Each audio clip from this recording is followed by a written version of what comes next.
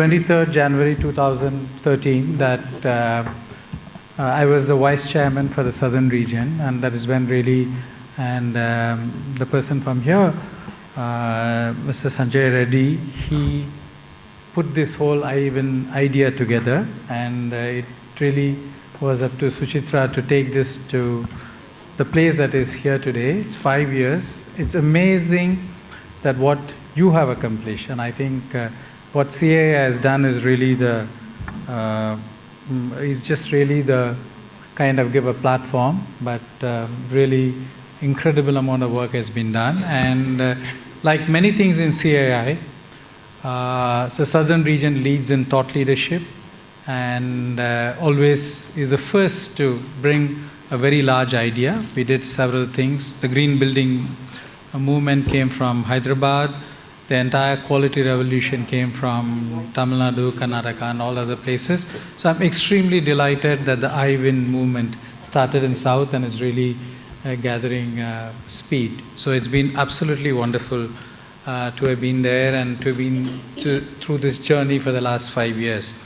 And I'm sure that we have many things to happen. So I'm just going to take a few minutes to run through a presentation and just tell about our thoughts and what is it that companies and societies can do as well as women can do.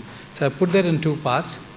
Essentially, this is concentrated on career women, whether they are professionals or entrepreneurs, and it's not really concentrating on the women in the society. And if I'm not mistaken, that's one of the real focus that IWN has had, that we don't want to dilute our attention and concentration and focus on something, because there is such a large subject that women empowerment and in the society.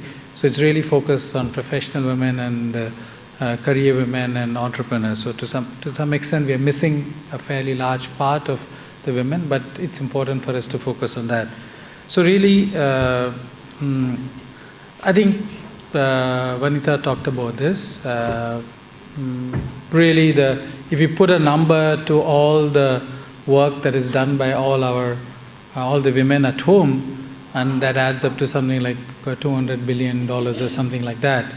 But that's fine. And I think what is euphemistically called as unpaid work at home, taking care of the family, children, spouses, and all of that adds only to about 200 billion. But really, what we are missing is something like $700 billion of, if all the women were empowered and they all actively play a role in the workforce, I think India would add about 700 billion. That's a huge number, because we're really talking about a 35% increase, 30% increase compared to what India is today. So that's really the kind of under economy that thanks to not having the women play a very important role in our society. So there has been this Femdex, which is really the Female Empowerment Index, which the McKinsey company, and which is really their think tank is headquartered in, the part of the think tank that is headquartered in India is headed by Anu, and she's really putting out some extraordinarily good data on this. So India as a whole is not great, and that's not surprising, because a lot of our women add value at home and not so much in the economy directly. But while having said that, I think the South has been ahead of the rest of India, as it has been in many other areas. So that's really the great advantage. That's really the reason perhaps the Indian Women Network was given birth first in the South. And if you see the empowerment ratios, it's more or less the same, except Kerala, which is at a higher level. And now this 0.6 is good, but not great. And therefore, South can really lead the way. So I'm going to talk about what is it that the society and the companies can do. That's the first part of my presentation. And the second part of the presentation is what is it the women themselves can do. One of the challenges, and I think many of you would have heard of this Avatar Consulting, she talks a lot about a big gap in any sociological study that comes up is that a lot of our girls and women in colleges and schools lack a career intentionality.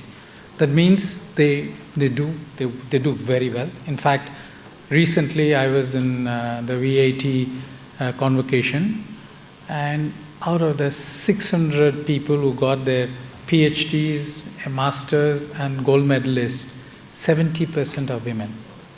So it's extraordinary, but we don't get to see them in our companies. So there is I think it may be you may be an exception, but I don't think you make the world. Seriously, I would like you to think that you're here because you're an exception and you're not the rule where the women are in India today. And I think sometimes our perspectives get mixed up because we don't realize that we are not representative of the world.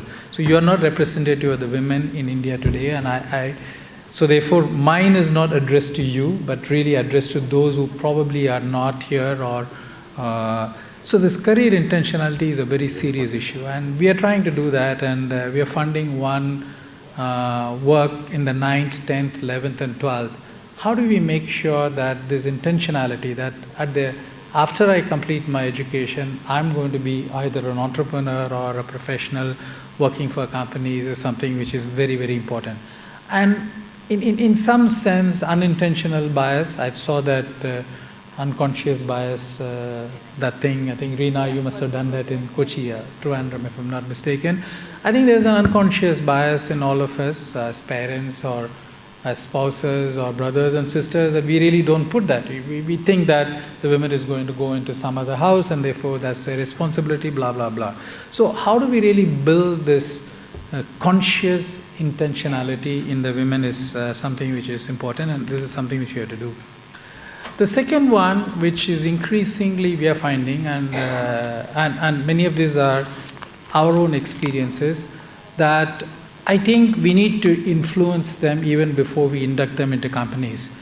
I interview, in this year we have recruited about 50 engineers from the top colleges, NIT and others, and we made a conscious effort to make sure that we have a large number of women, about 17 of them. I don't know how many of them will join, which is pretty good percentage for a manufacturing company to get about 33% to come into future leadership position.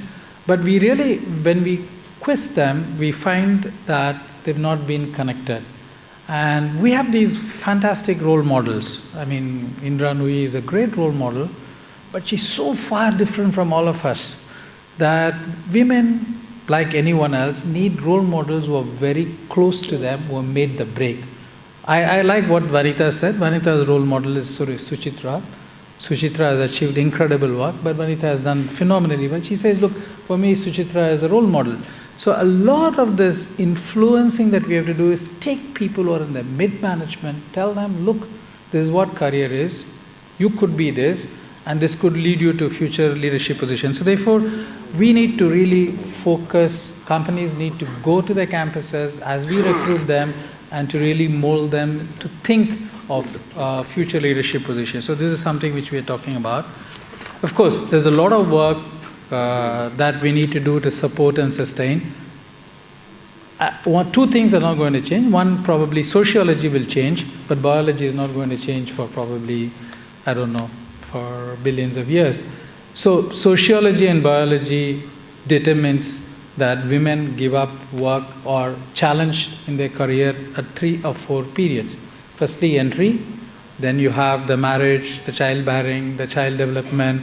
Then in the 40s, the number of you who are taking care of your parents is much more than the number of parents that we are taking care of. In fact, the bulk of the load of managing the parents, aged parents, is coming onto the women. So each of these constitute a very big break in career. We just don't have that problem. We just whiz through this career as if none of this matter to us. And when we talk about glass ceiling, everybody talks about glass ceiling, but women go through a labyrinth. And at every stage, women are blocked. So this is where companies have to say, how do I support and sustain? And I'll give an example. We have someone who leave us, say, for maternity for 6 months or 9 months. The whole concentration is different. But can we reach out to make sure that the person is connected? Can we make sure that the person gets the monthly reports regularly so that the person is connected? So it's not as if when she comes back, we are able to welcome her and the continuity is not lost. And we are seeing, especially in the tech world, that 9-month break or 6-month break that happens can be really devastating because you lose your expertise and other things. So the standard things like crash, flexi time, all of that is important. But when they are out and not connected to the office because of whatever breaks that they have to take, can we reach out to them is something which is important, because companies have to have a program for that. The HR has to recognize, even though they are not part of this, they are on the sabbatical or they are doing whatever it is, can we make sure that they are really part of it? Can we make sure that they are invited into the company meetings, in the company programs, and it reaches out to them? So this is crucial.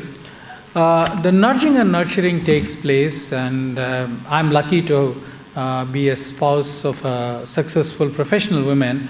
I'm not the one who nudged and nurtured her, but it's really her company and her seniors at an earlier stage identified the leadership in her and talked about saying, take this assignment. Don't give up this assignment. There is enough studies which says that women give up opportunities based on unimagined future constraints. The constraints that, firstly, when an opportunity is given to women for a career position, the first thing is a list of constraints that come to your mind that will prevent you from taking up that opportunity. So therefore, this is something which, and it's natural. I'm sure that all of you are going through in your back of your mind at several stages where you imagine the constraint. That's not something which happens to men. And I think it's important for us as companies to say, look, take this, lean in. And you know what Sheryl Sandberg said, lean in, voice your opinion, and there are enough people. And in nudge and nurturing, as I said, that we need to find people who are just a little bit better than us to be able to be role models. We'll be inspired by Indira Nui, but we will learn a lot from people who are very close to us. So that's something which the companies can do. And I think women need a bit of coaching, and we know that women's network is very limited to women. That's a big, big gap in professional advancement. And it's very, very important for us to recognize that they're connected to the real network where there are men and women, and therefore they get to see opportunities to be mentored by a wider cross-section of people. So this coaching and connecting is very crucial to get that. And it's really companies' job to say, look, change. For instance, if there are reasonable number of women in the company, I think we should start the meeting at 6 o'clock or not at 9 o'clock. Because you know that they have work, and start your evening networking session at 6 o'clock, end it at 8:30 or 9 so that they still have some time. Little changes, little nudges, little adjustments that companies and HR have to think of. And these are all the little things which can go a big way in this. And the last and the most important thing is Kamal, I, or any one of us, or any one of us, Ramesh, all of us will talk a lot about diversity. We keep saying that in our company because we are CEOs. Can we say anything else? I don't think we can say anything else, right? So it's the most natural thing to do, and we do that all the time. We speak and things like that. But really, it's the middle management block that we have to overcome. I'll tell you why. The middle managers have a challenge. If there is someone who's got 25% women in his team, and he's got solid projects to deliver, and you find that many of them are taking leave, and because of biological reasons or a pregnancy and other thing, he has a problem. Now, if the company doesn't recognize that problem and say, look, I'm going to give you 20% extra people available for you to manage this potential gaps because you have a large number of women. If you don't do that and we expect the same deliverables from the person, very likely you will keep on saying that, no, please can I, he will be a passively, aggressively resisting getting women into the team. So we have to think of all of that. So we have to align and act and change the incentives by which we measure our company employees. It's not just the target that Ramesh or Kamal or Santhanam or somebody else takes to say, okay, I want 25% of the all recruits must be women, but it's really we have to make sure that they are successful in the company. That means the middle management has to have methods for making it a success, and that's where the alignment of incentives is very crucial. So that's about what the companies have to do, really build in career intentionality, reach out to them even before they come into the company, make sure that you support them during the periods when they're not going to be, thanks to biology, nudge and nurture, get them to connect with the real network and mentor them and align and act and change the incentive structure in the company. Now, what women can do, one, I think we see, as I said, that 70% of the toppers are women. It's known, and I think each and every one of you must be a topper in your class, and it's obvious. But one of the challenges that women face, and there is enough study, is that because of this complex multitasking that they do not build on that expertise. It's fantastic at school, great in college, but after that, somewhere you just get kind of meander, and building expertise is not important, is not coming as a thing. This also comes as part of the career intentionality and goal orientation and things like that. And it's very, very important to stay relevant. That means stay connected to the network. Don't just remain in a cocoon of only a women network, but make sure that you are participating in a larger network. So this is something which is very crucial. And I talked about stay connected and stay organized. I think whether you like it or not, whatever we say, you carry a much larger load than all of us do. We can keep on saying that it's not fair, but that's a reality. The reality is that you carry a huge amount of load. You have multiple breaks in your career in the late 20s, in the late 30s, in the late 40s, in the late 50s. It's my sister-in-law and my wife were taking care of our aged parents. I'm not lifting too much. I'm not saying it's good or bad. That's the way it is when you do a survey. So for that, it implies the level of organized that you have to be organized compared to men is very high. We just get up, we know that we have one thing to do, which is really to go to work and conquer the world. But you have multiple objectives. So that essentially means, how do you really organize your work? How do you organize this? How do you have your support staff? How do we make sure that all of this extraordinary amount of load falls on you? So therefore, I would say that more than men, I think the time management, how do you manage, how do you break all of this, how do you make sure everything, your support system is in place, is very, very crucial. With more and more double income things, it's becoming absolutely important to have this to happen. I've seen this, and this is a big challenge for the first time double income families. Okay, all of us are lucky that we've had parents who are working, both as a mother and father, but a large number of the people are coming from the what I would call as upwardly mobile middle income people. They are really struggling because they don't have the support system, they don't have the income to manage all of that. So therefore, it's really important for to stay organized on this. So, and the last and the most important thing I keep telling women is stay in the workforce. You go out, it's a break. It's a big challenge to come back. And so whatever be it, make sure that it's a sabbatical, you stay connected with the company, you stay connected with the set of senior leadership to know that they are there. And I keep telling this because, and I've had several challenges. We have extraordinarily bright women engineers and CAs coming into the company at the age of 22. So at 26 or something like that, get married and they probably go overseas or they go somewhere else. I keep telling them, don't resign. Don't resign. We are not asking you to resign. Stay in the workforce. Take a sabbatical. Take 2 years. But sometimes, we're not able to always influence. Recently, we were more successful. In the past, we have not been successful. They resign. Then they're not able to come back. Whereas if you stay in the sabbatical, you stay connected to the company, you know your expertise areas, you keep reading about it. Today, it's all possible in a networked world. then it becomes easy for you to come back to the workforce. I mean, today, that's a big challenge that we say. So therefore, build your expertise, be relevant, and make sure that you connect to the network and not just to the women network. And stay really organized, because it's very important for you.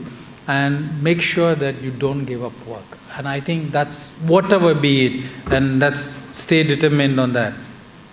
So for me, South is really can lead the way. And the 4 southern states, we have more women than men, which is unusual in India because our gender ratio is some 956. It has improved, and we're really talking about 1,027 to 1,000 men, and I think that's good. We have the gross enrollment ratio in the higher education is very high. It's a good 1/3 more than rest of India, which is fantastic. That means there are more women who are going to be coming into the workforce. If we don't build career intentionality, if we don't support and sustain, if we don't align and act, we're not going to be leveraging these human resources. I think 40%, I didn't have data on this, but I think I estimated 40% of the women in professional colleges are women, and I think it's probably even more in the engineering colleges when I see it now. And which is, again, in terms of the urban workforce participation, the South is significantly higher compared to the rest of India. It's interesting. Half of all the entrepreneurs, like Suchitra, like Vanita, like Shobha, like Reena, like many of you, and I think half of India's entrepreneurs are from South. How many of us know that? So 46% of the entrepreneurship are from South. Now, we don't realize that. We are like this, nice little lamp in a vessel. We don't get to know anything else. And so, for me, South has to lead the way, and I'm glad that Suchitra has been at the helm of affairs for 5 years, and she's done a phenomenal job in the national scene. So we have to really, if India in the next 12 or 13 years to be a powerhouse, we really have to include the women. South has to show the way. I'm dreaming, and I think 30% of the top leaders in the companies, and that's a big problem today. Today, even in TCS, I don't think there are less than 10 women at the top leadership. We're talking about the 500, less than 2% of the top leadership in TCS, which has 33% women workforce, less than some 2% in the top are women. That's a challenge. So therefore, can we really change that? I think, Kamal knows that. I'm sure he's under pressure from Sweden, where I think it's mandatory to have 35%, 30% of the entrepreneurs, I think 40% of the non-agricultural workforce, and 50% of the entry-level employees hopefully are women. And I just put a very, we have a lot of this, there is a mandate, company law board states mandatorily you have to have a women director 1. And often in many companies, women directors are actually from the family, who are working in the family, or also outside the family. But can we really make sure that in addition to the mandatory requirement, we have one more women director in the thing, at least 20% of the companies? And the last is, we are hoping that the average marriage age of women will change to 28. And that's important because you get married early, you lose the most important part of your building your career and profession. So that's really, that's really what I wanted to say. By the way, if you thought I made this presentation, I'm really sorry. This entire presentation was put together by Rajni, my wife, and I'm merely delivering that. Okay? So thank you, and I do hope my role in this is just to get the appropriate visual images. The rest of the content is from her. And thank you, Rajni, and thank you, Suchitra, and everybody here, and Vanita. It's really wonderful to be here, and I do hope that you have a great conference. And I'm always, I'm always nervous because the way she started this conference, and I said, look, this is really at a different plane. How are we going to measure up to it? So, and I'm a bit relaxed now. Thank you.